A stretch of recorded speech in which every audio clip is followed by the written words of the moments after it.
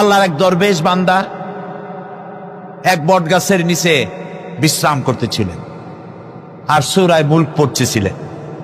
এই আয়াতের কাছে এসেছেন, হাল তারা মিন ফুতুর, দেখতে পাও কোনো ভুল?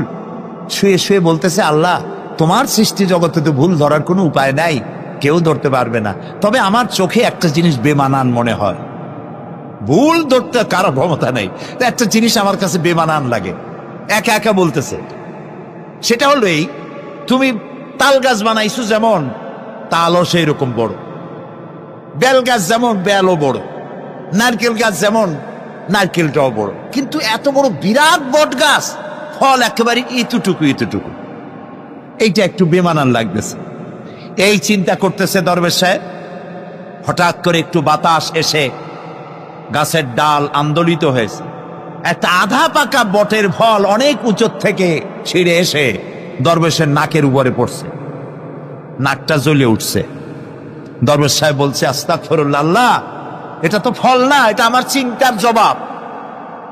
আমি চিন্তা করতেছি গাছ আনমান ফল হয় নাই, তাল গাছ যেমন ফল যেমন, বট গাছ যেমন ফল যদি ওই আকারে হইতো, ফলটা যে পজিশন নিয়ে আমার নাকে পড়ছে, এতে তো আমার নাকও যাইতো মাথাও যাইতো। সুতরাং আল্লাহ রাব্বুল আলামিন তার সৃষ্টি জগৎকে আপন কুদরত দিয়ে সুন্দর করে সৃষ্টি করেছেন। ভাগ্যবান তারা যে আল্লাহকে স্বীকার করে 5 ওয়াক্ত নামাজে আল্লাহকে সেজদা দেয়, সুবহানাল্লাহ। আর শিক্ষক নামের, শিক্ষিত নামের কলঙ্ক ওই সব মুসলমান যারা মুসলমানের ঘরে জন্মগ্রহণ করে নিজেকে নাস্তিক বলে পরিচয় দেয়, নিজেকে যারা বামপন্থী বলে পরিচয় দেয়। মুসলমান তা আবার বামপন্থী, আস্তাগফিরুল্লাহ। কোরআনে কারিমে আল্লাহ তাআলা বলেছেন, আসহাবুল ইয়ামিন আসহাবুশ শিমাল, ডানপন্থী আর বামপন্থী। রাসূলুল্লাহ বলেছেন, বাম হাতে খায় শয়তান, তোমরা বাম হাতে খাবা না। বাম দিকের কামটাই শয়তানের, বাম দিকের কাম কার? জোরে বলেন। এই জন্য রাস্তা দিয়ে হাঁটবেন, ডান দিক দিয়ে হাঁটেন, কিছু খাইবেন ডান দিক দিয়ে খান, কিছু শুরু করবেন ডান দিক দিয়ে করেন। মুসলমানের কাজ সব ডান, ডানপন্থীদের নেতা পয়গম্বরেরা সব ডানপন্থীদের নেতৃত্ব দিয়ে আল্লাহ রাব্বুল আলামিন কিয়ামতের দিন ডানপন্থীদের নিয়ে আল্লাহর নবীরা জান্নাতে চলে যাবে। আর বামপন্থীদের নেতা শয়তান, বামপন্থীদেরকে শয়তানের নেতৃত্ব দিয়ে সবগুলিকে জাহান্নামে নিয়ে যাবে। এই জন্য দেখবেন বামপন্থীদের যত নেতা আছে, একটা নেতাও মসজিদে যায় না, নামাজ পড়ে না। প্রিয় ভাই, সব কপাল পোড়া না হলে কোন মুসলমানের সন্তান বামপন্থী আন্দোলন করতে পারে না। হতভাগ্য, নিকৃষ্ট, জঘন্য। আল্লাহ এদেরকে হেদায়েত করুন, বলেন আমিন। জোরে বলেন আমিন। ওরা নামাজে নাই, রোজায় নাই, আল্লাহ নাই, রসুলে নাই, পরকালে নাই, মক্কায় নাই, মদিনায় নাই, ঠিক কিনা? আল্লাহ হেদায়েত নসিব করুন, বলেন আমিন। তাহলে 3টি পুঁজির কথা বলেছিলাম, তার মধ্যে প্রথম পুঁজি হলো আল্লাহর কি বিশ্বাস করতে দেখি? অস্তিত্বকে বিশ্বাস করা। এই অস্তিত্বের উপরে আমি আর আলোচনা করতে চাই না। আমরা বিশ্বাস করি আল্লাহ আছেন, ঠিক না? আচ্ছা, এবার প্রশ্ন করি, আল্লাহ আছেন, কোথায় আছেন?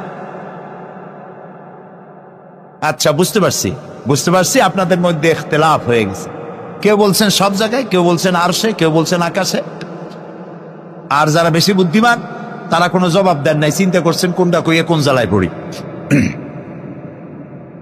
আল্লাহ রাব্বুল আলামিন কোথায় আছেন সেই প্রশ্ন আল্লাহ কি করা দরকার?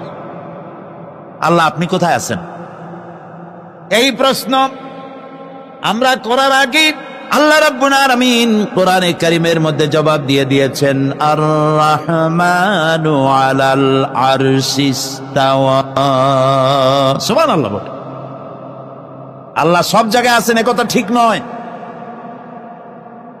কেন ঠিক নয় সেটাও বুঝাই দেয়। সব জায়গা বলতে তার মধ্যে তো টয়লেটও আছে। সব জায়গা বলতে আরো বহুত খারাপ জায়গা আছে, আমি সে জায়গাগুলির নাম নিলাম না। তাহলে আল্লাহ কি সেসব জায়গা আছেন? বলেন নাউজুবিল্লাহ। আল্লাহ নিজেই বলছেন আল্লাহ আছেন আরশিস ইসতাওয়া। আল্লাহ আছেন কোথায়? আরশে। আল্লাহ যে আরশে আছে সেই জন্যই তো মানুষেরা হাত উঁচু করে আল্লাহর কাছে, এরকম বলে যে উপরওয়ালা, বলে না, না নিচুওয়ালা বলে, সব জায়গাওয়ালা এরকম বলে, উপরওয়ালা বলে। আল্লাহ আছেন আরশে। কিন্তু প্রত্যেক রাতে তিনি প্রথম আকাশে আসেন। সুবহানাল্লাহ, বান্দাদেরকে ডাকার জন্য আসেন। আল্লাহ সর্বত্র জ্ঞান রাখেন, তার ইলমের মধ্যে এক চুল পরিমাণ জায়গা আকাশেও নাই, জমিনেও নাই যে আল্লাহ রাব্বুল আলামিন ওই জায়গাটুকুন সম্পর্কে তাৎক্ষণিকভাবে অবহিত নন। এমন এক চুল পরিমাণ জায়গা আকাশেও নাই, জমিনেও। এটাই হলো আল্লাহ সব জায়গার জ্ঞান, তার ইলমের মধ্যে সব তিনি জানেন। এ কথা একটি ছোট্ট আয়াতের মধ্যে এভাবে বলা হয়েছে, وَيَعْلَمُ مَا فِي الْبَرِّ وَالْبَحْرِ وَمَا تَسْقُطُ مِنْ وَرَقَةٍ إِلَّا يَعْلَمُهَا। এই পৃথিবীতে জমিনের ভিতরে কি হয়, সমুদ্রের অতল তলদেশে কি হয়, সব আমি জানি। এমনকি এই পৃথিবীর কোন একটি গাছের পাতা যদি পড়ে যায়, কোন দেশের কোন গাছের কোন পাতা পড়েছে সে খবর আমি আল্লাহর কাছে হয়ে যায়। এটি আমি বললাম, বানায় বললাম? এটি কোথায় আছে? তো আল্লাহ রাব্বুল আলামিন কোরআনে পরিষ্কার করে বলে যে একটা পাতার খবর যদি আল্লাহর কাছে হয়, তাহলে আমরা কোথায় কি করি তিনি টের পান না? অবশ্যই টের পান। এটি আমাদের মনে রাখতে হবে। তো আল্লাহ তাআলা, তার উপরে আমাদের বিশ্বাস হচ্ছে এই যে তিনি আরশে ইস্তাওয়া, আরশে আছেন, এবং তিনি না জানেন, না দেখেন এমন কিচ্ছু নাই, না শোনেন এমন কিচ্ছু নাই। এমনকি সমুদ্রের অতল তলদেশে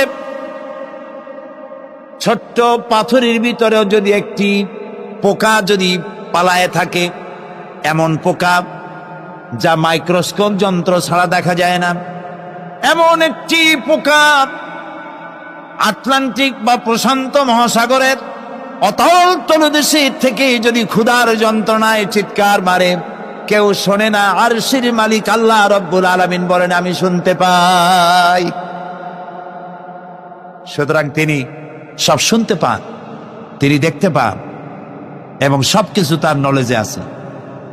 এ হচ্ছে আল্লাহর অস্তিত্বে বিশ্বাস। 2 নম্বরে আল্লাহর সিফাতে বিশ্বাস। 2 নম্বরে কি বলেন? সিফাত মানে কি? গুণ। বলেন কি? গুণাবলীতে বিশ্বাস। আল্লাহর নাম আল্লাহ, বলেন তো? আল্লাহ নয়, কিন্তু আল্লাহ হচ্ছে অশুদ্ধ, শুদ্ধ হচ্ছে আল্লাহ। বলার সময় মুখটা গোল হয়ে যাবে। বলেন তো, সবাই উচ্চারণ করেন আল্লাহ, আবার বলেন আল্লাহ, আবার বলেন আল্লাহ। সুবহানাল্লাহ, কি মধুর নাম, কি মজার নাম। কোন বান্দা যদি অন্তরের অন্তঃস্থল থেকে একবার যদি বলে আল্লাহ, আল্লাহ রাব্বুল আলামিন 70 বার সাড়া দিয়ে জিজ্ঞেস করেন বান্দা কি চাও, আমি শুনছি। আল্লাহ হচ্ছে ইসমে জাত, আর সিফাতি নাম হচ্ছে বাকি 98টা নাম। মোট ওয়ালাহুল আসমাউ হুসনা, আল্লাহ তাআলা রয়েছে পবিত্র নাম, অনেক নাম, 99টা নাম। কয়টা নাম? আল্লাহ হচ্ছে ইসমে জাত।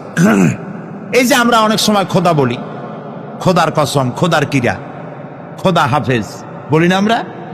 এই খোদা শব্দ যতটা সম্ভব এই শব্দ উচ্চারণ থেকে বিরত থাকা উচিত, কারণ আল্লাহর 99 নামের মধ্যে খোদা বলে কোনো শব্দ নাই। কেউ যদি 10 লক্ষ বার খোদা বলে, একবার আল্লাহ বলার সমান হবে না, হবে না। কেমন খোদা বলে আল্লাহ নিজের নামকে পরিচিত করেন নাই। আল্লাহর নাম হচ্ছে আল্লাহ, আল্লাহর নাম কি? আর বাকি হলো গুণবাচক নাম। তিনি রব, তিনি রাজ্জাক, তিনি ওয়াদুদ, তিনি জব্বার, তিনি কাহ্হার, তিনি রহমান, তিনি রহিম। এরকম আছে না নাম? সব গুণবাচক নাম। এই আল্লাহকে বিশ্বাস করতে হবে। 1 নম্বরে তার অস্তিত্ব, তিনি আছেন। 2 নম্বরে গুণ সহকারে বিশ্বাস করতে হবে। আমরা পানিকে বিশ্বাস করি সে চুবাইয়া ডুবাইয়া মারতে পারে, এই হিসাবে বিশ্বাস করি, ঠিক না? আগুনকে বিশ্বাস করি সে পোড়ায় মারতে পারে। সাপকে বিশ্বাস করি সে দংশন করলে আমি মরে যেতে পারি, ঠিক কিনা? এইভাবে প্রত্যেকটা জিনিসের গুণ সহকারে তাকে বিশ্বাস করতে হয়। সেই জন্য আল্লাহকে আল্লাহ আছেন এইটা শেষ কথা নয়, তার গুণ সহকারে তাকে বিশ্বাস করতে হবে। তিনি হচ্ছেন খেতে দেওয়ার মালিক, রাজ্জাক। মানে বলেন তো নামটা কি? রাজ্জাক মানে কি? রিজেক দাতা। কে রিজেক দাতা? এই জন্য রিজেক চাইতে হবে কার কাছে? আল্লাহর কাছে। কোনো অভাব অভিযোগের জন্য আমি কাউকে বলবো না আপনি আমারে খেতে দেন, আল্লাহর কাছে চাইতে হবে। চাইবো কার কাছে? আল্লাহর কাছে। খেতে দেওয়ার মালিক তিনি। আচ্ছা বলেন, এই পৃথিবীর মধ্যে মানুষেরা বেশি না হাতি, ঘোড়া, বাঘ, ভল্লুক, ময়না, টিয়া, মাছ, পাখি, পতঙ্গ, কীট এগুলো বেশি? কোনটা বেশি? আমরা বেশি না ওরা বেশি? ওরা বেশি। ওরা বেশি। এই যে অসংখ্য হাতি আছে পৃথিবীতে, হাতির পেট বড় না আমার পেট বড়? গন্ডারের পেট বড় না আপনার পেট বড়? কুমিরের পেট বড় না আপনার পেট বড়? আচ্ছা, এখন এই সব প্রাণীদেরকে কে খেতে দেন? আপনার আমার তো ব্যাংকে ডিপোজিট আছে, কম থাকুক বেশি থাকুক, গোলায় ধান আছে, চাউল আছে, বাড়িতেও আছে, আছে না? কিন্তু এই যে পাতিশিয়াল, ফক্স, পাতিশিয়াল চেনেন তো? চিনবেনই তো, সাংঘাতিক চালাকিগুলি। এই পাতিশিয়াল কোন ব্যাংকের ম্যানেজারের কাছে গিয়ে বলছে যে ম্যানেজার সাহেব, এখন তো পৌষ মাস, আমি 10টা মুরগি চুরি করে আনছি, আমার নামে একটা অ্যাকাউন্ট খোলে, বৃষ্টির সময় যখন আমি চুরি করতে পারবো না তখন এগুলি উইথড্র করে আমি আমার পেট বাঁচাবো। এই কথা বলে শিয়ালের নামে, বাঘের নামে কোনো অ্যাকাউন্ট আছে ব্যাংকে? কোরআন শরীফে আল্লাহ তাআলা বলছেন এমন অনেক প্রাণী আছে পৃথিবীতে যারা তাদের রিজেক সংগ্রহ করে রাখে না। আল্লাহ বলেন আমি আল্লাহ তাদেরকে রিজেক দেই। কে দেয়?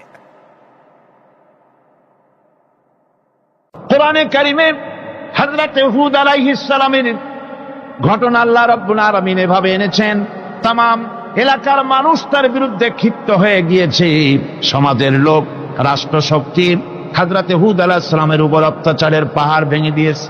হযরত হুদ আলাইহিস সালাম একা মানুষ, সমাজের রাষ্ট্রশক্তির এই দুর্বিসন্ধি দেওয়ার ষড়যন্ত্রের চ্যালেঞ্জ তিনি গ্রহণ করলেন। আর তিনি বললেন, তিনি যেটা বললেন আল্লাহ পাক কোরআনে তা কোট করে দিলেন। দুনিয়ার সমস্ত ইসলামী আন্দোলনের কর্মীদের জন্য আল্লাহ পাক কোট করে দিলেন, সমস্ত মুমিনদের জন্য তা উল্লেখ করলেন। হুদ আলাইহিস সালাম তিনি জাতিকে বললেন, ফাকিদুনি জামিআন তুম্মা লা তুনদিরুন। তোমাদের যত ক্ষমতা আছে সমস্ত ক্ষমতা নিয়ে আমার বিরুদ্ধে তোমরা ষড়যন্ত্র করো, আর আমাকে এতটুকু অবকাশ দিও না। আমি সেই আল্লাহ রাব্বুল আলামিনের উপরে ভরসা করেছি যার কুদরতি হাতের ভিতরে আমার জান, আর গোটা পৃথিবীর সমস্ত প্রাণীর জান যার কুদরতি হাতের মধ্যে, যার হাতের ভিতরে গোটা পৃথিবীর সমস্ত জান, সে আল্লাহর উপরে ভরসা করেছি, যা খুশি তোমরা আমার বিরুদ্ধে করতে পারো। সুবহানাল্লাহ। এটার নাম হলো ঈমান, এটার নাম সবর, এটার নাম ধৈর্য। এই ধৈর্য আসে ঈমানে কামেল হলে পরে এবং আল্লাহর উপরে পরিপূর্ণ বিশ্বাস হলে পরে। যদি কারো দিনের মধ্যে কথা বিশ্বাস থাকে যে আমার জন্য আল্লাহর পক্ষ থেকে যদি কোনো বুলেট নির্ধারণ করা থাকে, গোটা বিশ্ব যদি আমাকে পাহারা লাগায়, ওই বুলেট থেকে আমাকে বাঁচাইতে পারবে না। আর আমার জন্য যদি একটা বুলেট আল্লাহ কর্তৃক নির্ধারিত থাকে, তাহলে গোটা পৃথিবীর মানুষ চেষ্টা করেও সেই বুলেট থেকে আমাকে রক্ষা করতে পারবে না। হযরত আইয়ুব আলাইহিস সালামের সবরের ঘটনা কোরআনে কারীম তুলে ধরেছে। হযরত আইয়ুব 18টি বছর পর্যন্ত রোগের মধ্যে পড়ে আছেন। এত অসুখ করেছে, এত রোগ, শরীর পচে গিয়েছে, গায়ে পোকা ধরেছে, দুর্গন্ধ হয়ে গিয়েছে, বিবিরা চলে গিয়েছে, ছেলে মেয়ে পাড়ার লোকেরা দূর দূর করে তাড়িয়ে দিয়েছে। এবার জঙ্গলের ভিতরে গিয়ে আশ্রয় নিয়েছেন। এমন অবস্থা হয়েছে, শরীর পচে পচে জিহ্বায় যখন পোকা ধরা শুরু করে দিল, হযরত আইয়ুব আলাইহিস সালাম তখন আল্লাহ রাব্বুল আলামিনের দরবারে এই প্রথমবারের মতো তিনি বললেন, রব্বুল আলামিন, হায় আল্লাহ তাআলা, সমস্ত শরীর জড়া জড়া হয়ে গিয়েছে, গায়ে পোকা ধরেছি, আমি কোনো কথা বলি নাই, আমি খামোশ থেকে জিকির আজগার করতেছিলাম। আয় আল্লাহ, এখন দেখি আমার জিহ্বায় পোকা ধরেছে, পোকা ধরা শুরু হয়েছে। আমার জিহ্বাটায় পোকা তুমি দয়া করে দিও না, কারণ আমার জিহ্বায় যদি পোকা হয়ে যায় তাহলে তোমার মতো আল্লাহর জিকির আমি কি দিয়া করব? আমার জিহ্বাটা তুমি দয়া করে ভালো রাখো। কোরআনে কারীম বলছি, ওয়া আইয়ুবা ইয নাদা রাব্বাহু আন্নী মাসসানিয়াদ-দুররু ওয়া আনতা আরহামুর রাহিমিন। স্মরণ করো সেই সময়ের কথা যখন আইয়ুব তার রবকে ডেকে বলেছিল, আমি অসুস্থ আর তুমি তো রহমান রহিম, দয়াময়। ভাষাটা দেখেন কি সুন্দর। এর থেকে কি আল্লাহর আর কিছু বলা লাগে? আল্লাহ পাকের কাছে তিনি বলতেছেন, আল্লাহ আমি তো অসুস্থ, আমি তো অসুখ করেছে আমার, আর তুমি তো দয়াময় রহমান রহিম। এক অন্ধ, ঈদের দিন কত অন্ধই তো আসে খয়রাত করার জন্য, ভিক্ষা করার জন্য, চতুর্দিকে ভিক্ষা করতেছে অন্ধরা। এক অন্ধ ঈদের গেটের কাছে দাঁড়ায় বলতেছে, ভাইরা আজ হচ্ছে ঈদের দিন আর আমি কিছু দেখতে পাচ্ছি না। তে বেশি পয়সা পাইল, মানুষের দিন তার প্রতি আকৃষ্ট হয়ে গেছে। আরে কি কথা, আজ ঈদের দিন, সকলে আনন্দ করছে আর আমি কিছুই দেখতে পাচ্ছি না। সে কিন্তু কিছু চায় নাই। ভাষার ভিতরে, কথা বলার ভিতরে এ ধরনের টেকনিক আছে। হযরত আইয়ুব আলাইহিস সালাম বললেন না যে আল্লাহ আমারে মাফ করে দাও, কষ্টের মধ্যে আছি। তিনি শুধু বলেছেন, রব্বুল আলামিন আমি অসুস্থ হয়ে পড়েছি, আমার অসুখ করেছে, আর তোমার নাম রহমান রহিম। এতটুকু কথা বলেছেন। আল্লাহ রাব্বুল আলামিনের দরজায়, তার দরবারে আইয়ুব আলাইহিস সালামের ডাক চলে গেছে। যায় নাই? কোন অসুবিধা আছে নাকি? কোন অসুবিধা নাই। পানির তলা দিয়া যদি কেউ ডাক দেয়, পাহাড়ের ভিতরে বসে যদি কেউ ডাক দেয়, আল্লাহ রাব্বুল আলামিন তা শুনতে পান। ইউনূস আলাইহিস সালাম মাছের পেটে বসে চিৎকার মেরেছিলেন, লা ইলাহা ইল্লা আনতা সুবহানাকা ইন্নী কুনতু মিনাজ জালিমিন। যিনি বলছিলেন, আয় আল্লাহ তাআলা আমি তোমার প্রশংসা করছি, তুমি ছাড়া উপাস্য নাই, মাবুদ নাই। আমি তোমার পবিত্রতা ঘোষণা করছি, আমি তো জালিমদের অন্তর্ভুক্ত হয়ে গেছি। বাস এতটুকুন কথাই বলেছেন। আল্লাহ পাক বলছেন, ইউনূসের ডাক তো কেউ শোনে নাই, পানির মধ্যে কেউ শোনে নাই, জমিনের কেউ শোনে নাই, মহাশূন্যের কেউ শোনে নাই, কিন্তু মাছের পেটের ভেতরে থেকে, গভীর অতল দরিয়ার তলদেশ থেকে মাছের পেটের ভিতরে বসে আমার ইউনূস যে ডাক দিল, ওই ডাক আমি আরশের মালিক আমি শুনতে পেয়েছি, আর সঙ্গে সঙ্গে জবাব দিয়েছি। ফাস্তাজাবনা লাহু ওয়া নাজ্জাইনাহু মিনাল গাম্মি ওয়া কাযালিকা নুজিল মুমিনিন। ডাকের সাড়া দিলাম, বিপদ দিয়া বাঁচায় দিলাম। শুধু ইউনূসের না, আল্লাহ পাক এ জায়গায় আবার ওয়াদা করলেন, দুনিয়ার যত মুমিন বান্দা আছে তারা যদি কখনো বিপদে পড়ে যায় আর আমারে যদি ডাকে, আমি এইরকম করে বিপদ থেকে বাঁচাইয়া দেব। আইয়ুব আলাইহিস সালাম যখন আল্লাহ রাব্বুল আলামিনের কাছে ফরিয়াদ করলেন, আল্লাহ পাক তখন বলছেন, কোরআনে কারীম বলছে, ফাস্তাজাবনা লাহু فكشفنا ما به من ضر وآتيناه أهله ومثلهم معهم رحمة من عندنا وذكرى للعابدين। আমি আইয়ুবের দোয়া কবুল করে নিলাম, শুধু তার পরিবার বর্গই দিলাম না, বরং আরো কিছু নিয়ামত আমি তাকে দান করে দিলাম। এবং তাই জন্য, যেহেতু তারা ছিল আমার অনুগত বান্দা, আমার বাধ্যগত, আমি এই জন্য রহম করেছি, সমস্ত রোগ শোক আমি মাফ করে দিয়েছি। আমাদের সামান্য একটু জ্বর হয়, যদি 2-3 দিন জ্বর হয়েছে, জ্বর ছাড়ে না, বলে যে এত ভালো ভালো কাজ করি তারপর আমার এত জ্বর হওয়া লাগে। অমুকরা এত পাপ করে, তা তো কিছুই হয় না। খালি আল্লাহ আমার চোখে দেখলো, আমার বউর অসুখ, আমার অসুমুড়ি ছাড়ি না। ভাইরা, আপনি ঠিক পান না যে কি গুনাহ আপনি করেন। কোরআনে কারীম বলছি, ওয়ামা আসাবাকুম মিন মুসিবাতিন ফাবিমা কাসাবাত আইদিকুম ওয়া ইয়াফু আন কাসীর। যত বিপদ তোমাদের উপর আছে সব দুই হাতের কামাই করা। আর আমি তো অনেকগুলো ক্ষমা করে দেই। তোমরা যত পাপ করো, আকাম করো, সবগুলির শাস্তি যদি দুনিয়ায় দিতাম, সাহস করার সময় পেতে না। অসুখ হলেই অধৈর্য হয়ে যেও না, ধৈর্য ধরো। আল্লাহ পাক বলেন, শুধু আইয়ুব নয়, ওয়া ইসমাঈল ওয়া ইদরিস ওয়া যাল কিফলি কুল্লুম মিনাস সাবিরিন। এইভাবে করে ইসমাঈল, ইদ্রিস, জুলকিফল সবাই ছিল ধৈর্যশীল। জোরে বলেন সুবহানাল্লাহ। ধৈর্যের চরম পরাকাষ্ঠা ছিলেন তিনি। কোরআনে কারীম নবীদের এই কথাগুলি আমাদের শোনাচ্ছেন। হযরত ইয়াকুব আলাইহিস সালাম কলিজার টুকরা সন্তান হযরত ইউসুফ আলাইহিস সালামের জন্য তার মনটা পাগল ছিল।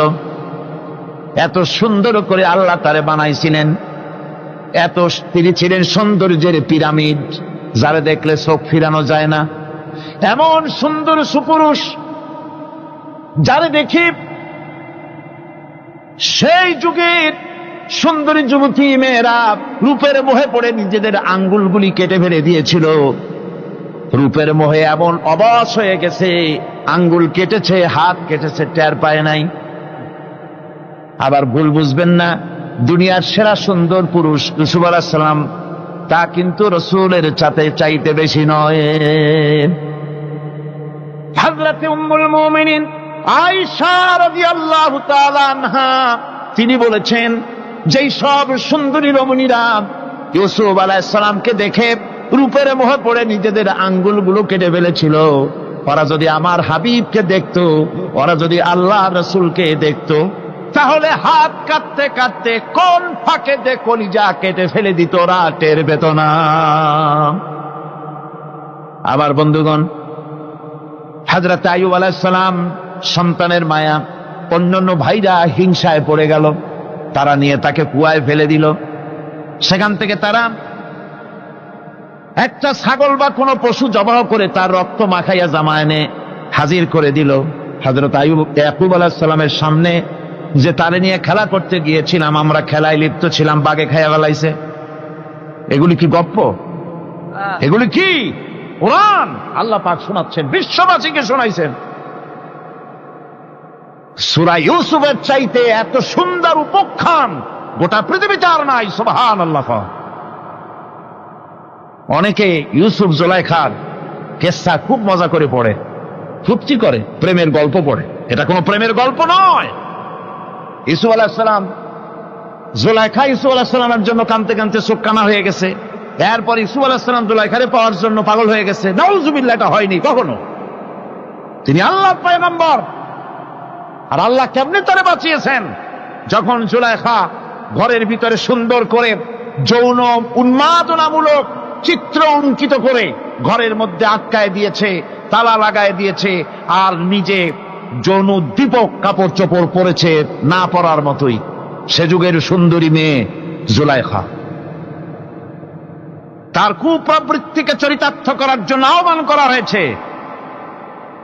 হযরত ইউসুফ আলাইহিস সালাম লক্ষ্য করে দেখলেন, এমন জায়গা, এখান থেকে পালাবার তো পথ নাই, দরজা বন্ধ করে দিয়েছে। তিনি শুধু তখন কেবলমাত্র আল্লাহ রব্বুল আলামিনকে ভয় করলেন। আল্লাহকে ভয় করে আল্লাহর নাম নিয়ে যখন তালাবদ্ধ দরজার দিকে দৌড় দিয়েছেন, আল্লাহ রব্বুল আলামিন আপন কুদরতে তালাগুলি খুলে দরজা তার জন্য উন্মুক্ত করে দিলেন। ইউসুফ আলাইহিস সালামকে ফালাই দিয়ে এভাবে করে কাপড় এনে দিল তার সামনে, রক্তমাখা কাপড় পেয়ে হযরত ইয়াকুব আলাইহিস সালাম সন্তানদের মুখে কাহিনী শুনে তিনি কি বললেন? কোরআনে কারীম তা কোট করেছে। তিনি চিক দিলেন না, ফাল দিলেন না, ফিট হয়ে পড়লেন না। তিনি বললেন, কলিজার টুকরা সন্তান তার মরার খবর শুনেছেন? তিনি বললেন কি? ফাসাবরুন জামিলুন ওয়াল্লাহুল মুস্তাআনু আলা মা তাসিফুন। আমি উত্তম সবর অবলম্বন করব। তোমরা যে কাহিনী রচনা করেছো এর বেলায় আমি আল্লাহর কাছে সাহায্য চাই। আমি উত্তম সবর অবলম্বন করব। আমার ভাইয়েরা, 11 ভাই মনে করেছিল ইউসুফ আলাইহিস সালামকে মরণ কুয়ায় ফেলায় দিছি।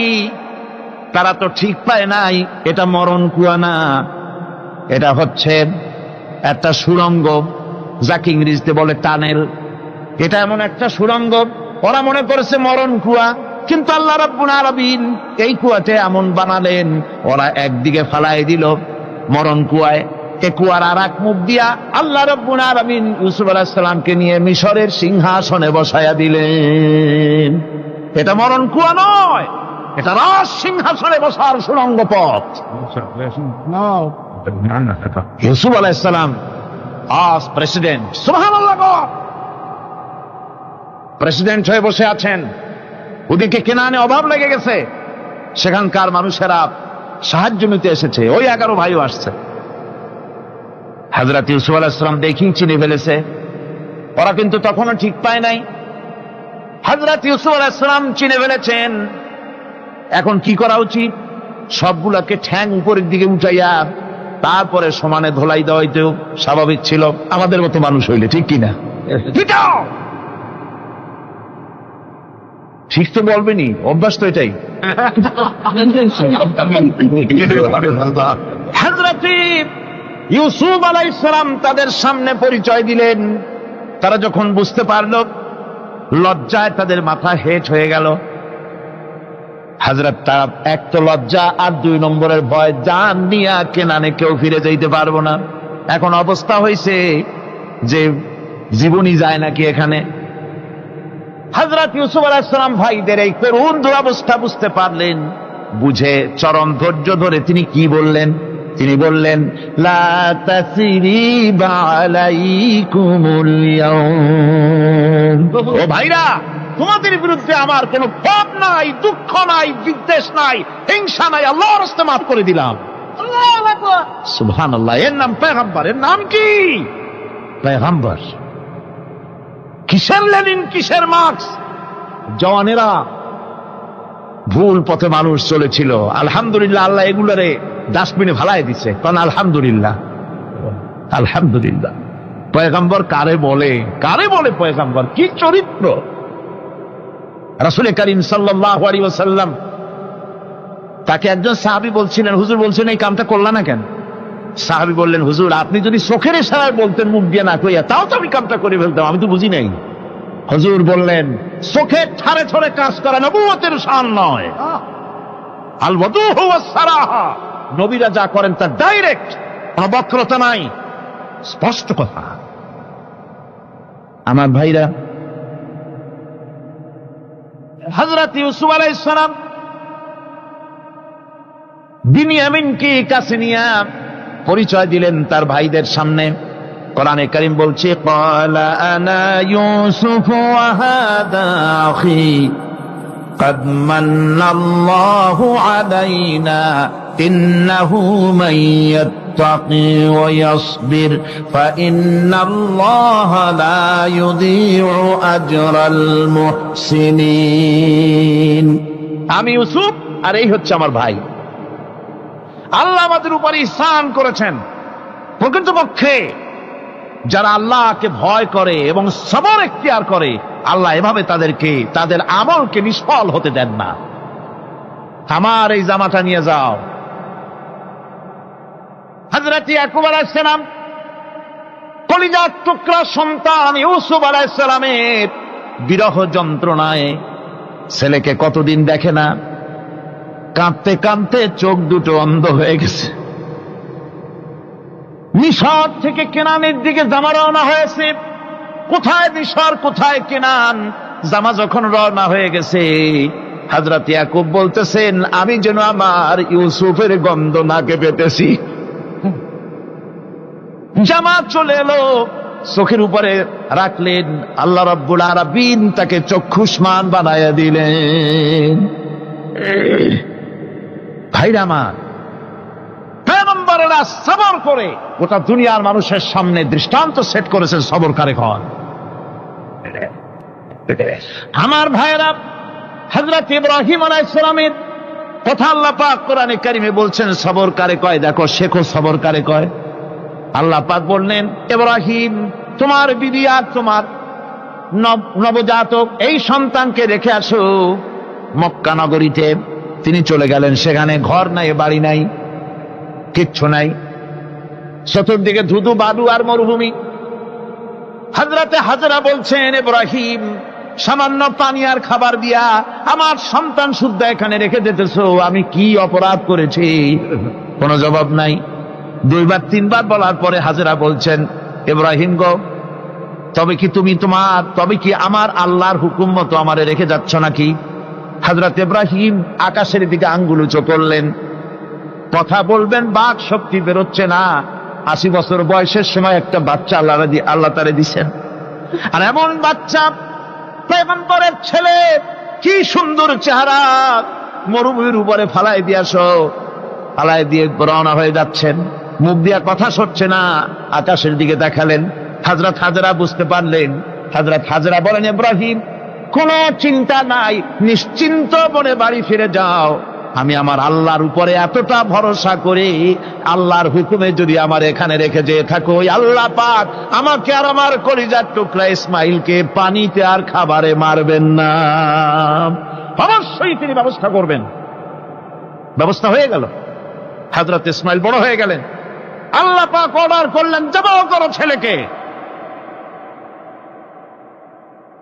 হযরত ইব্রাহিম আলাইহিস সালাম যখন জবাহের প্রস্তাব করলেন, হযরত ইসমাইল তা আপত্তি করতেন, বাবাজি আমার মায়ের আর আমাকে বাচ্চা অবস্থায় ফেলে গেলেন, খাবার দেন নাই, পরার দেন নাই, বছরের পর বছর আমাদের এখানে কাটলো, দেখতেও আসেন নাই, আজ আসছেন জবাহ দিতে, এটা কেমন কথা? কি ধরনের বাপ আপনি? এরকম বলছে নাকি? এরকম বলছে। হযরত ইব্রাহিম আলাইহিস সালাম প্রস্তাবটা কিভাবে পারলেন? আল্লাহ পাক কোরআনে কারিমে দৃষ্টান্ত রেখে দিয়েছেন। আল্লাহ পাক বলছেন, হযরত ইব্রাহিম ছেলেকে বললেন, ইয়া বুনাইয়া, হে আমার কলিজার টুকরা লাডলা, হে আমার কলিজার টুকরা সন্তান, ইন্নী আরা ফিল মানাম আন্নী আযবাহুক, আমি স্বপ্নে দেখছি আমি যেন তোমাকে জবাহ করতেছি, ফানজুর মাযা তারা, তোমার রায় কি বলো? আমি তো স্বপ্নে দেখছি যে আমি তোমার জবাহ করতেছি, এখন তোমার রায় কি, তোমার মত কি? হযরত ইসমাঈল আলাইহিস সালাম শুনিয়া দিলেন দৌড়, নাকি? না, হযরত ইসমাঈল আলাইহিস সালাম ধৈর্যের প্রতীক, তিনি কি কথা বললেন? তার মুখের কথা কোরআন শরীফে আল্লাহ পাক উঠায় দিলেন। হযরত ইসমাঈল বললেন, ইয়া আবাতি ফাআল মা তু'মারু সাতাজিদুনি ইনশাআল্লাহু মিনাস সাবিরিন, হে আমার পিতা, আপনি যে ব্যাপারে আদিষ্ট হয়েছেন আপনি তা পালন করুন, অবশ্যই আমাকে ধৈর্যধারীদের মধ্যে পাওয়া যাবেন। সুবহানাল্লাহ। এক বর্ণনা এসেছে, হযরত ইসমাঈল বললেন, আব্বাজান আমি ধৈর্যধারীদের ভিতরে আমারে পাবেন, তবে জবাহ করার আগে আমার হাত পাওটা একটু বেঁধে নেন, কারণ জবাহের যন্ত্রণায় আপনার গায়ে যদি আমার হাত পাও লেগে যায় তো বেয়াদবি হয়ে যেতে পারে, আর আমি মরে আমার জবাহ হয়ে যাওয়ার পর আমার রক্ত মাখা জামাটা নিয়া আমার মা হাজেরারে দিবেন, কারণ তাকে মা বলবার মতো আর তো কেউ নাই। হযরত ইব্রাহিম তাকে বাঁধবার জন্য প্রস্তুতি নিলেন। হযরত ইসমাঈল বলছেন, আব্বাজান বাঁধবেন না, বাঁধার প্রয়োজন নাই। বলে, কেন? একবার বাঁধতে বললে আবার তুমি নিষেধ করছো কেন? ছেলে বলছেন, আব্বাজান বাঁধবো না এই জন্যে, হয়তো কিয়ামতেই প্রশ্ন উঠতে পারে যে আল্লাহর হুকুমে রাজি ছিল না বলে হাত পা বাঁধা জবাহ করছে, আমি এই সুযোগ দিব না, আপনি জবাহ করেন, আমি এতটুকু নড়াচড়া করব না। ধৈর্যের চরম প্রতীক। হযরতে ইসমাঈল আলাইহিস সালাম দেখাই দিয়েছেন ধৈর্য কারে কয়। আমার বন্ধুগণ, এই পৃথিবীর সবচাইতে ধৈর্যের বড় প্রতীক হতেছেন ইমামুল মুরসালিন, আশরাফুল আম্বিয়া, সাইয়্যিদুল মুরসালিন জনাবে মুহাম্মাদুর রাসূলুল্লাহ সাল্লাল্লাহু আলাইহি ওয়াসাল্লাম।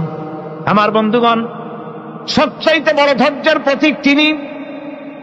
কাউকে একটা গালি দেন নাই জীবনে, কাউকে ঠাট্টা করেন নাই, কাউকে মারেন নাই, কারো মনে দুঃখ দেন নাই। তিনি দুঃখ পেয়েছেন, তিনি কাউকে দুঃখ দেন নাই। তিনি কষ্ট পেয়েছেন, কাউকে কষ্ট দেন নাই। আমার ভাইয়েরা, তায়েফের ময়দান, আমার নিজের চোখে তায়েফে যেদিন আমি তায়েফ দেখলাম, আমি তায়েফে ঢুকেছি, জীবনে কোনোদিন যাই নাই। রমজান মোবারকে আমি সেখানে গেলাম, আমাকে বসার জন্য তারা নিয়ে যাবে। আমি বললাম আগে বসবো না, আমারে আগে নিয়ে যাও, আমার নবীকে কোন জায়গায় ওরা মেরেছিল সে জায়গাটা দেখাও। তায়েফের সেই গলিতে যখন আমি গিয়েছি, দুই দিকে পাহাড় দাঁড়ানো, তায়েফের লোক আমার সাথে ছিল, তারা বলল এই জায়গাটা প্রথম যেখানে চতুর্দিক থেকে নবীজিকে পাথর মারছিল আর আল্লাহর নবী বেহুশ হয়ে পড়ে গিয়েছিলেন। 3টা দিন না খাওয়া, হযরতে খাদিজা নাই, আবু তালিব নাই, মক্কায় জায়গা নাই পা রাখার। নবীজি 3টা দিন ঘুরলেন। নেতারা বলল তুমি যদি নবী হবে তো এতিম হলে কেন? আল্লাহ নবী বানাবার জন্য কি একটা ধনী মানুষ পায় না? তোমার মতো এতিম আর গরিবের নবী বানাইলো কেন? আল্লাহ নবী 3 দিন পর যখন দেখলেন কেউ দাওয়াত শোনে না, কেউ মানে না, কেউ গ্রহণ করে না, তখন তিনি নেতাদের অনুরোধ করলেন, ঠিক আছে দাওয়াত তো কবুল করলে না, তবে একটা কাজ করো, অন্তত আমি যে তায়েফে আসছিলাম এই খবরটা মক্কায় দিও না, ওরা আরো অত্যাচার বাড়ায় দেবে। এই কাফিরগুলি খবর তো মক্কায় পাঠালো, আর সমস্ত যুবকদেরকে লেলিয়ে দিল। যুবকেরা চতুর্দিকে দাঁড়াইছে, রাসূলকে পাথর মারা শুরু করে দিল। আমি যখন রেল লাইনের থেকে হাঁটি, যখন রেল লাইন কোনো সময় দেখি, রেলের পাথরগুলি, রেল লাইনের পাথরগুলি দেখলে আমার মাথায় যেন কেন তায়েফের কথা মনে এসে যায়। আরে মানুষের গায়ে পাথর মারলে কি অবস্থার সৃষ্টি হয়? পাথর নূরের শরীর, রহমতের শরীর, কিটি কিটি রক্ত ঝরছে। নবীজিকে জোর করে উঠাইয়া জবরদস্তি করে হাঁটার জন্য তারা ধাক্কা মারতেছে। আবার কিছুদিন গিয়ে নবীজি আবার বেহুশ হয়ে পড়েছেন, এইখান থেকে আবার উঠাইছে, আবার ধাক্কা মারতেছে। 3 নম্বরের আর একটা জায়গা আছে যেখানে ভাঙ্গা একটা মসজিদ। তায়েফের লোকেরা আমাকে বলল এই জায়গাটা হলো শেষ জায়গা যেখানে রাসূল করিম 3য়বারের মতো বেহুশ হয়েছিলেন, এখানেই হুজুরের রক্ত ঝরেছে বেশি। 2 রাকাত নামাজ পড়লাম, সিজদায় পড়ে এমন কান্না কাঁদলাম আল্লাহর কাছে। নবীজি যখন হুঁশ এসেছে, হযরতে জিবরাইল বলেন, ইয়া রাসূলুল্লাহ, আপনার এই কষ্ট দেখে ফেরেশতারা কাঁদতেছে, আপনি অনুমতি দিয়ে দেন এই 2 পাহাড়কে মিলাইয়া সমস্ত তায়েফবাসী কাফেরগুলি মাটির সাথে মিশাইয়া দেই। নবীজি বললেন, জিবরাইল, আমি যদি হুকুম করি আর আমার হুকুম মতো যদি এই কাম করো, একটা কাফেরও যদি না বাঁচে তাহলে কার মুখে পৌঁছাবো লা ইলাহা ইল্লাল্লাহু মুহাম্মাদুর রাসূলুল্লাহ। আমার ভাইরা, হযরত সাল্লাল্লাহু আলাইহি ওয়াসাল্লাম উঠে বসলেন। এমন সময় হযরতে যায়েদ শরীরের রক্তগুলি মুছে দিতেছেন। হযরত সাল্লাল্লাহু আলাইহি ওয়াসাল্লাম বসে 2খানা হাত উত্তোলন করলেন।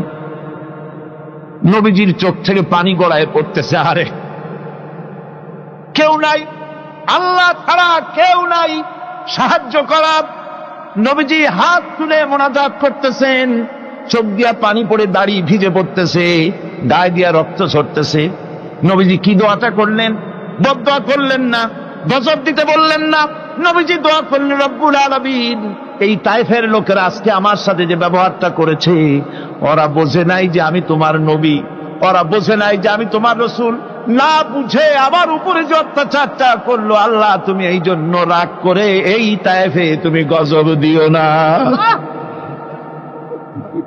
আল্লাহ পাক পরবর্তী সময় হুজুরকে স্মরণ করাই দিলেন, ওয়া মা আরসালনাকা ইল্লা রাহমাতাল লিল আলামিন। ও নবী, আপনি হচ্ছেন আমার সমস্ত সৃষ্টি জগতের জন্য, আপনি আমার রহমত, আমার গোটা বিশ্বের জন্য আপনার, আমার সৃষ্টি জগতের জন্য আপনি আমার করুণা। একটা লোক রাসূলের এই কষ্ট দেখে বাগান থেকে এক গ্লাস আঙ্গুরের শরবত এনে হাজির করেছে। এত কষ্টের পর 3 দিনের না খাওয়া আঙ্গুরের একটা শরবত পাইয়া হুজুর খুব খুশি হলেন। শরবত গ্লাস পান করে হুজুর বলছেন, তোমার নাম না আত্তাস? তিনি বলছেন, হ্যাঁ হুজুর, আমার নাম আত্তাস। তোমার বাড়ি না ইউনূস আলাইহিস সালামের গ্রামে? বলে, হ্যাঁ, আমার বাড়ি সেই গ্রামে। তা আপনি কি করে জানলেন আমার নাম আত্তাস আর আমার বাড়ি ইউনূস আলাইহিস সালামের গ্রামে? আপনি জানলেন কি করে? হুজুর বললেন, আমি নবী, হযরত ইউনূস নবী, একজন নবীর খবর আর একজন নবীর কাছে থাকে। রাসূল করিম সাল্লাল্লাহু আলাইহি ওয়াসাল্লাম সবর ইখতিয়ার করেছিলেন, ধৈর্য অবলম্বন করেছিলেন, আর আল্লাহ পাক তাকে নির্দেশ করেছেন, সবর করো। ওয়াত্তাবি' মা ইউহা ইলাইকা ওয়াসবির হাত্তা ইয়াহকুম আল্লাহ। তুমি কেবল সেই জিনিসের অনুসরণ করো যা আমি তোমার প্রতি অবতীর্ণ করেছি। আমি আপনার উপরে যেটা অবতীর্ণ করেছি ওটা অনুসরণ করুন, আর সবর ইখতিয়ার করুন যতক্ষণ না আল্লাহর পক্ষ থেকে চূড়ান্ত ফয়সালা না আসে। ধৈর্য ধরুন, ধৈর্য ধরুন। আমার ভাইরা, কাফেরদের নির্যাতনের মোকাবেলায় আল্লাহ পাক তার হাবিবকে সান্ত্বনা দিয়েছেন। যখন কাফেররা নির্যাতন করতেছে, হারে হযরতে বেলাল নির্যাতিত, হযরতে সুমাইয়া নির্যাতিতা, হযরতে খাব্বাব, হযরতে হুবায়ব, হযরতে আম্মার রিদওয়ানুল্লাহি তাআলা আলাইহিম আজমাইন, এত মার হতেছে। হযরতে ওমর হযরতে খাব্বাব রাদিয়াল্লাহু তাআলা আনহুকে খোলা গায়ে দেখে বলছিলেন, খাব্বাব রে, তোমার পিঠে এত গর্ত কেন? এত গর্তওয়ালা পিঠ তো আমি মানুষের দেখি নাই, এত চিকুন কোমরওয়ালা মানুষও তো দেখি নাই। তিনি বলেছেন, ওমর, তুমি কি ভুলে গেছ? ইসলাম কবুল করার অপরাধী কাফির বেঈমানেরা আগুন জ্বালায়া আংটা আগুনের উপরে আমাকে চিৎ করে শোয়াছে। আমি যেন নড়াচড়া করতে না পারি সেজন্য আমার বুকের উপরে পাথর চাপা দিয়ে রেখেছিল। গায়ের চর্বি আর রক্ত গলে গলে পড়ে আগুন নিবেছে, আর আগুন গোশত পুড়ে যে পিঠের মধ্যে প্রবেশ করেছিল আজও পর্যন্ত পিঠের সেই গর্ত সেরে যায় নাই। এভাবে অত্যাচার হচ্ছিল সাহাবীদের উপর। আল্লাহ রাব্বুল আলামিন তার হাবিবকে সান্ত্বনা দিলেন, ওয়াসবির ওয়া মা সাবরুকা ইল্লা বিল্লাহি ওয়া লা তাহজান আলাইহিম ওয়া লা তাকু ফি যায়কিম মিম্মা ইয়ামকুরুন। হে রাসূল, সবরের সাথে কাজ করতে থাকুন। আপনার এই সবরের তৌফিক তো আল্লাহই দিয়েছেন, আর ওদের সমস্ত ষড়যন্ত্র, ওদের অপকৌশলে আপনি দুঃখিত হবেন না, চিন্তা করবেন না, ভারাক্রান্ত হবেন না। আপনি নিশ্চিত থাকুন। ওয়াসবির লিহুকমি রাব্বিকা ফাইন্নাকা বিআয়ুনিনা। হে নবী, আপনার রবের চূড়ান্ত ফয়সালা আসা পর্যন্ত ধৈর্য ধারণ করুন। আপনি তো আমার চোখের সামনে। সুবহানাল্লাহ, সুবহানাল্লাহ। আপনি আমার চোখের সামনে। কে আপনাকে কি করবে আমি দেখবো না? সুবহানাল্লাহ। মন্ত্রী যদি, এই সলিমুদ্দিন মার্কা মন্ত্রী যত আছে, এই মন্ত্রীরা যদি কয় ব্যথাতে ভয় কিসে? আমি তোকে দেখছি না? সাহসটা কেমন বাড়ে, কেমন বাড়ে সাহস। আরে কোনো মন্ত্রী ছাতা মাথা না, কোন প্রেসিডেন্ট রাজা বাদশা না, আকাশ আর জমিনের মালিক আমার আল্লাহ রাব্বুল আলামিন বলছেন, হাবিব, কোন চিন্তা নাই, আপনি আমার চোখের সামনে। ওরা চায় আপনাকে দুনিয়া থেকে মিটাই দিতে, আর আমি চাই ওয়ারাফানা লাকা যিকরাক, আপনার প্রশংসা তো হবে গোটা বিশ্ব জুড়ে, সর্বত্র ছড়িয়ে যাবে আপনার নাম। সুবহানাল্লাহ বিহামদিহি। আল্লাহ পাক অন্যত্র বলেছেন, ওয়ালাকাদ কুযযিবাত রুসুলুম মিন ক্বাবলিকা ফাসাবারু আলা মা কুযযিবু ওয়া উযু হাত্তা حتى أتاهم نصرنا হে মুহাম্মদ সাল্লাল্লাহু আলাইহি সাল্লাম, আপনার পূর্বে অসংখ্য নবী রাসূল এই পৃথিবীতে আসছে এবং জুলুম আর নির্যাতনের শিকার তারা হয়েছেন। অবশেষে তাদের প্রতি আল্লাহর সাহায্য এসেছে। সুতরাং আপনাকেও ধৈর্য ধারণ করতে হবে। ধৈর্য ছাড়া কোনো পথ নাই। ধৈর্য আপনাকে ধারণ করতেই হবে। আর এই ধৈর্য ধারণ করলে পরে আল্লাহর চূড়ান্ত ফয়সালা আসবে, তখন আল্লাহ পাক মেহেরবানি করবেন। আমার ভাইরা, এই ধৈর্য পৃথিবীর সমস্ত পয়গম্বররা ধৈর্য অবলম্বন করেছেন, কখনো অধৈর্য হন নাই। দিন কায়েমের সংগ্রামে নবী রাসূলগণ দারুণ ভাবে সবর ইখতিয়ার করেছেন। বৃদ্ধবাদীদের সকল রকমের নির্যাতন, অপকৌশল, ষড়যন্ত্র, এই সব কিছু মোকাবেলা করেছেন ধৈর্যের নীতি অবলম্বন করি। কখনো ধৈর্যচ্যুতি তাদের মধ্যে ঘটেনি, বরং আল্লাহ রাব্বুল আলামিন তাদের প্রতি সন্তুষ্ট হয়েছেন। যারা এই ধৈর্য ধরেছে তাদের উপরে সন্তুষ্ট হয়ে আল্লাহ রাব্বুল আলামিন বলেছেন, ওয়া কাআইয়্যিম মিন নাবিয়্যিন কাতালা মাআহু রিব্বিয়ুনা কাসীর। এর আগে অনেক নবী এসেছিলেন যাদের সাথে বহু আল্লাহওয়ালা লোক লড়াই করেছেন। ফামা ওয়াহানু লিমা আসাবাহুম ফি সাবিলিল্লাহি ওয়া মা যাআফু ওয়া মাস্তাকানু। আল্লাহর পথে তাদের উপর যত বিপদ এসেছিল তারা হতাশ হয়ে পড়েন নাই, দুর্বলতা দেখাননি, বাতিলের সামনে মাথাও নত করেন। ওয়াল্লাহু ইউহিব্বুস সাবিরিন। আর আল্লাহ পাক ধৈর্যশীল যারা, তাদেরকে আল্লাহ পাক ভালোবাসেন। আমার ভাইরা, ধৈর্যের পরিচয় রাসূল করিম সাল্লাল্লাহু আলাইহি ওয়াসাল্লাম উহুদের ময়দানে যখন আক্রান্ত হয়ে গেলেন, চতুর্দিকে কাফেররা ঘিরে ধরেছে, বাঁচার কোনো পথ নাই। সাহাবায়ে কেরাম রাসূলকে পাহারা দিলেন। যারা রাসূলকে পাহারা দিতে দাঁড়ায়ছেন, জীবন দিয়া পাহারা দিতে দাঁড়ায় গেছে, রাসূলের দিকে মুখ দিয়া, পিঠটা বাইরের দিকে দিয়ে রাসূলকে পাহারা দেওয়া শুরু করেছেন।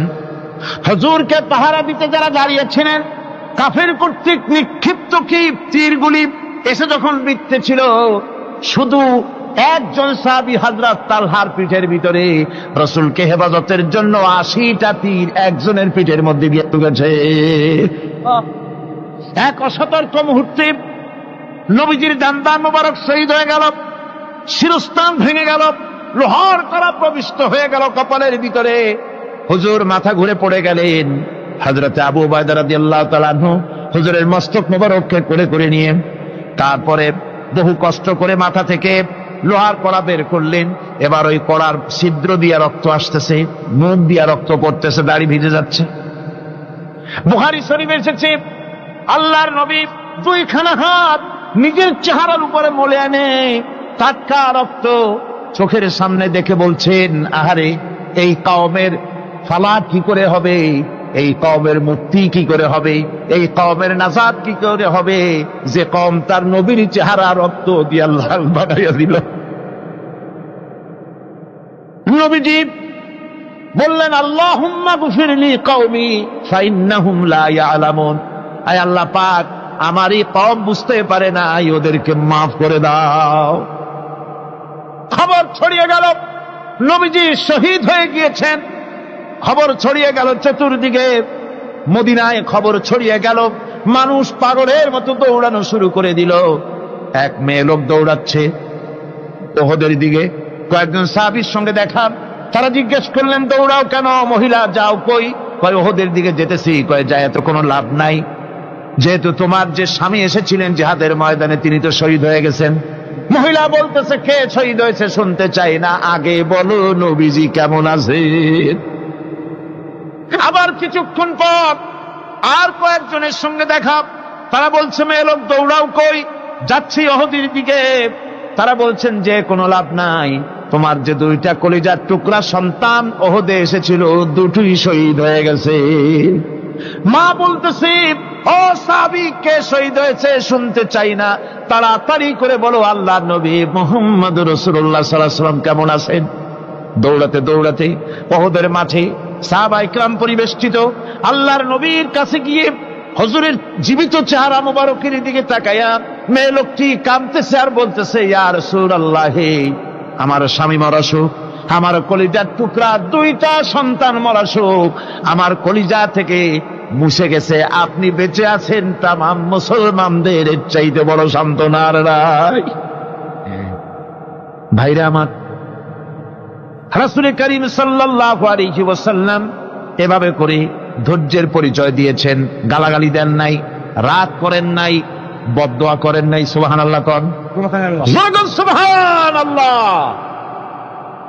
ভাইরা আমার, এই সবর এমন মহান বৈশিষ্ট্য, এর মধ্যে রয়েছে জিহাদের ময়দানে যদি লোক কম হয় আর যদি তাদের মধ্যে সবর থাকে, বেশি সংখ্যক লোকের উপরে আল্লাহ পাক সবরকারীদেরকে বিজয়ী করে দিবেন। কোরআনে কারীমে রব্বুল আলামিন বলেন, কাম মিন ফিয়াতিন কালিলাতিন গালাবাত ফিআতান কাসীরাতাম বিইذনিল্লাহ আল্লাহু মা'আস সাবিরিন। এমন ঘটনার বহু নজির আছে যে কম সংখ্যক লোকেদের উপরে আল্লাহ পাক বেশি সংখ্যক লোকেদের উপর আল্লাহ পাক কম সংখ্যক লোকদেরকে জয়ী করে দিয়েছেন। আল্লাহু মা'আস সাবিরিন, আর আল্লাহ আছে ধৈর্যশালীদের সাথে। আল্লাহ আছে কাদের সাথে? দেখেন না বদরের কামটা, বদরের ময়দান, 313 জন মুসলমান, অস্ত্রপাতি নাই, সামান্য সামান্য অস্ত্র, আর কাফেরেরা এসছে হাজারেরও বেশি। আমার বন্ধুগণ, ধৈর্য কত বড় কাম দিল, ধৈর্য ধারণ করেছেন তারা, আল্লাহর উপরে ভরসা করেছেন। আল্লাহ রাব্বুল আলামিন অস্ত্রের কাজ কি দিয়া করায় দিলেন। একজন সাহাবী এসে বলছেন, হুজুর, জিহাদের ময়দান, ইসলামের প্রথম জিহাদ, আমার কাছে তো অস্ত্র নাই, মেহেরবানি করে একটা অস্ত্র আমারে দেন, আমি লাফায় পড়ি জিহাদের মধ্যে। হুজুর বলেন, অস্ত্র তো আমার কাছে নাই, দিবটা কি? সাহাবী বলছেন, হুজুর, অস্ত্র না থাকে যা পারেন তাই দেন, আপনার হাত দিয়ে যা দিবেন আমি দাঁড়ায় থাকতে পারবো না, জিহাদে আমাকে শরীক হতেই হবে। নবীজি কাছে পেলেন একখানা শুকনা খেজুরের ডালখানা তুলে সাহাবীর হাতে তুলে দিলেন। সাহাবী বলেন, রাসূলের হাতের দেওয়া শুকনা খেজুরের ডালটা নিয়ে আমি যখন কাফেরদের ভিড়ের মধ্যে ঝাঁপায় পড়ে যখন শুকনা খেজুরের ডাল দিয়ে আঘাত দিলাম, তখন ধারালো তরবারে দিয়ে আঘাত করলে যে কাম হয়, শুকনা খেজুরের ডালের আঘাতে কাফের দ্বিখণ্ডিত হয়ে জমিনে পড়ে গেল। ভাইরা আমার, আল্লাহ রাব্বুল আলামিন সবর যারা করে, সংখ্যা যদি কম হয়, আল্লাহ পাক তাদেরকে বিজয়ী করে দেবেন, এই ওয়াদা আল্লাহ রাব্বুল আলামিন করেছেন। এই সবরের গুণ ছাড়া জান্নাতেও প্রবেশ করা যাবে না। সবর যদি না থাকে বেহেশতে যাওয়া যাবে না। ভালো করে মনে রাখেন, আল্লাহ পাক বলছেন, আম্মা হাসিবতুম আন তাদখুলুল জান্নাতা ওয়া লাম্মা ইয়া'লামিল্লাহুল্লাযীনা জাহাদু মিনকুম ওয়া ইয়া'লামাস সাবিরিন। তোমরা কি মনে করেছো এমনি বেহেশতে চলে যাবা? এটা কি মামু বাড়ির আবদার নাকি? এমনি বেহেশতে চলে যাবা? অথচ আল্লাহ রাব্বুল আলামিন এখনো দেখেন নেননি যে তোমাদের মধ্যে কারা জিহাদ করতে প্রস্তুত, কারা তোমাদের মধ্যে জিহাদ করে জান দেওয়ার জন্য প্রস্তুত, আর কারা ধৈর্যধারী, এটা তো আল্লাহ এখনো দেখে নেন নাই। সুতরাং হক এবং বাতিলের সংগ্রামে লিপ্ত হতে হবে। আল্লাহ দেখতে চান কারা জীবন দিতে চায়। সুতরাং ইসলামী আন্দোলনে যারা শরীক হবে, তাদের বিপদ এবং মুসিবত দিয়ে আল্লাহ রাব্বুল আলামিন তাদের সাহসিকতা এবং ধৈর্যের পরীক্ষা নিবেন। কোরআনে কারীম বলছে, وَلَنَبْلُوَنَّكُمْ حَتَّى نَعْلَمَ الْمُجَاهِدِينَ مِنكُمْ وَالصَّابِرِينَ وَنَبْلُوَ أَخْبَارَكُمْ। অবশ্যই আমি তোমাদেরকে পরীক্ষার সম্মুখীন করব, আর তোমাদের মধ্যে সত্যিকার মুজাহিদ, দৃঢ়তা অবলম্বনকারী কারা, আমি তা দেখব। এটা যেন আমি দেখে নিতে পারি, সেই জন্য আমি বিপদ এবং মুসিবতের মধ্যে তোমাদের ফেলব। ধৈর্যধারীদের উপরে আমার রহমত অবশ্যই থাকবে। খবর এমন এক সম্পদ যা ধারণ করলে পরে আল্লাহ রাব্বুল আলামিন রাষ্ট্রীয় ক্ষমতা দান করে দেন। কোন সুবহানাল্লাহ, জোরে কোন সুবহানাল্লাহ। ধৈর্য ধারণ করলে আল্লাহ রাষ্ট্রের মতো বিরাট নিয়ামত আল্লাহ হাতে তুলে দিবেন। তার প্রমাণ কোরআন শরীফ আল্লাহ বলছেন, বনি ইসরাইলরা মিশর থেকে যখন বহিষ্কার হয়ে গেল, তাদের যখন পা রাখার কোনো জায়গা থাকলো না, বনি ইসরাইলরা মিশর থেকে যখন বহিষ্কার হয়ে গেল, এরপরে আল্লাহ পাক তারা যখন ধৈর্য অবলম্বন করলো, আল্লাহ পাক তাদের ব্যাপারে বলছেন, ওয়া আওরাসনাল কওমাল্লাযীনা কানু ইউসতাদআফুনা মাশারিকাল আরদি ওয়া মাগারিবা আল্লাতী বারাকনা ফিহা। আর তাদের স্থলে আমি নির্যাতিত লোকদেরকে প্রতিষ্ঠিত করলাম। পশ্চিম এবং উত্তরের তাদেরকে আমি পশ্চিম এবং পশ্চিম এবং পূর্বের উত্তরাধিকারী তাদেরকে বানায় দিলাম। বিরাট এলাকা তাদের হাতে আমি তুলে দিলাম। ওয়া তাম্মাত কালিমাতু রাব্বিকাল হুসনা আলা বানি ইসরাঈলা বিমা সাবারু। আর এভাবে করে আল্লাহ পাক তার কথাকে পূর্ণ করলেন বনি ইসরাইলদের উপরে। সবর এখতিয়ার করার জন্য, ধৈর্য ধরার কারণে আল্লাহ পাক রাষ্ট্রের মালিক তাদের বানাই দিলেন। যেরকম সুবহানাল্লাহ। সবর যদি করা হয় তো, যুদ্ধ যদি বাদে, যদি জাহাজ শুরু হয়ে যায়, আল্লাহ পাক বলেছেন ফেরেশতা দিয়ে সাহায্য করবে। যদি সবর থাকে তোমাদের, সবর থাকলে আল্লাহ কি দিয়ে সাহায্য করবেন? ফেরেশতা। কোরআনে কারীম বলছি, বালা ইন তাসবিরু ওয়া তাত্তাকু ওয়া ইয়াতুকুম মিন ফাওরিহিম হাদা ইউমদিদুকুম রাব্বুকুম বিখামসাতি আলাফিন মিনাল মালাইকাতি মুসাউমিন। হ্যাঁ, তোমরা যদি ধৈর্য অবলম্বন করো আর আল্লাহকে ভয় করে চলো, তাহলে এক্ষুনি আল্লাহ রাব্বুল আলামিন তোমাদের জন্য কাতারে কাতারে শৃঙ্খলাবদ্ধ 10,000 ফেরেশতা দিয়ে তোমাদেরকে সাহায্য করবেন। সুবহানাল্লাহ। তোমাদেরকে ফেরেশতা দিয়ে সাহায্য করা হবে। তোমরা যদি সবর এখতিয়ার করো, তাহলে সংখ্যা যদি কম হয়, বেশি সংখ্যার উপরে জয়ী করে দেব। ইয়াকুম মিনকুম 20 সাবিরুনা ইয়াগলিবু মিয়াতাইন। যদি তোমাদের ভিতরে ধৈর্যশীল 20 জন হয়, আমি 200 কাফেরের বিরুদ্ধে তোমাদেরকে জয়ী করে দেব। সুবহানাল্লাহ। তোমরা যদি হও ধৈর্যশীল 200, কি কয় 20 জন, 200 কাফেরের উপরে তোমরা জয়যুক্ত হয়ে যাবে। আর বিপদ আর মুসিবতে যারা ধৈর্য ধরে, তাদের জন্য আল্লাহর পক্ষ থেকে সুসংবাদ। সুসংবাদ কাদের জন্য? ধৈর্যধারীদের জন্য। কোরআনে কারীম বলছে, ওয়াবাশশিরিস সাবিরিনাল্লাযীনা ইযা আসাবাতহুম মুসিবাতুন ক্বালু ইন্না লিল্লাহি ওয়া ইন্না ইলাইহি রাজিউন। সুসংবাদ সেই সব ধৈর্যশালীদের জন্য যারা নাকি বিপদ এবং মুসিবতে আসলে যারা বলে, কি বলে? পড়েন আমার সাথে, ইন্না লিল্লাহি ওয়া ইন্না ইলাইহি রাজিউন। এটা শুধু আমাদের লোকেরা কেউ মরলে পড়ে, এটা শুধু মরার সময় নয়, বরং যে কোনো বিপদ আর মুসিবত এলে মোমেন বান্দা যারা, তারা কি পড়বে? ইন্না লিল্লাহি ওয়া ইন্না ইলাইহি রাজিউন। নিশ্চয়ই নিশ্চয়ই আমরা আল্লাহর জন্য এবং আমাদের সকলকেই আল্লাহর কাছে ফিরে যেতে হবে, প্রত্যাবর্তিত হতে হবে। সবরকারীদের জন্য রয়েছে জান্নাতের সুউচ্চ সম্মানের জায়গা। জান্নাতে সবচেয়ে সম্মানজনক জায়গা আল্লাহ রাব্বুল আলামিন ধৈর্যশালীদেরকে দান করবেন। কোরআনে কারীম বলছে, উলাইকা ইউজসাউনাল গুরফাতা বিমা সাবারু ওয়া ইউলাক্কাউনা ফিহা তাহিয়াতাও ওয়া সালামা। এরা হলো সেই সব লোক যাদেরকে প্রদান করা হবে বেহেশতের সুউচ্চ মঞ্জিল, কারণ তারা সবর এখতিয়ার করেছিল, তারা সবর করছিল। এই জন্য বেহেশতের সবচাইতে ভালো জায়গা তাদের দেওয়া হবে। কোন আলহামদুলিল্লাহ, জোরে কোন আলহামদুলিল্লাহ। এবং